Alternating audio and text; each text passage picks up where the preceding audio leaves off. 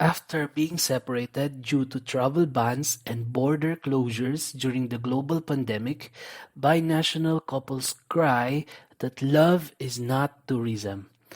Love is Not Tourism is a global social media campaign dedicated to lobbying to ease travel restrictions for foreigners seeking to reunite with their partners. In this video, you will hear the appeal of the organization and the response of the Bureau of Immigration of the Philippines from Commissioner Jaime Morente. Binational couples and families have been separated for so many months now, with no clue as to when they will finally be reunited with their loved ones. The decision to keep us apart is no longer justifiable. In the time of pandemic, not being married, yet, does not mean that you are not in a durable relationship. It does not mean that you do not depend on your partner. While a lot of countries are resuming normal activities, returning to old routines, we are still in the middle of our personal lockdown.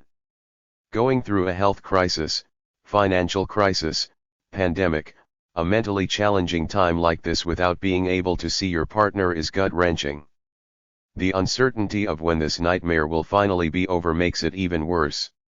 Members of our group have been sick or hospitalized without their partner at their bedside, are pregnant and don't know if the father will be able to hold their hands during labor or see their newborn, are struggling with their mental health and have lost their support system, are dealing with financial problems or poverty and are separated from the person they normally turn to. This is inhumane. This is unfair. We feel abandoned by our governments. We are not tourists. We do not wish to travel and sightsee. We have one destination, the arms of our loved ones. We are willing to go into quarantine for however long it takes. We are willing to get tested as many times as it takes.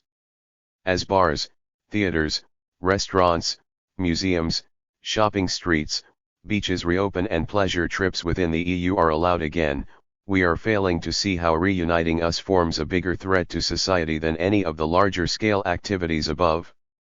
The lack of economic value in our reunification causes us to be ignored, forgotten. Moreover, we fear a second wave of COVID-19 infections, which will force us into another solitary lockdown, separating us from our partners indefinitely once again. We understand the decision to keep borders closed in order to avoid the spread of the coronavirus. However, exceptions should be made for binational partners who will remain in one place, quarantined with their loved ones, not forming any danger to society. Being with your partner is essential in a pandemic. Love is essential. Love is not tourism. We hope to raise awareness to the fact that so many people across the world are still affected by the pandemic in this way and seem to be completely forgotten about. This has become unbearable. This is no longer justifiable. The Bureau of Immigration is optimistic in eased travel restrictions very soon.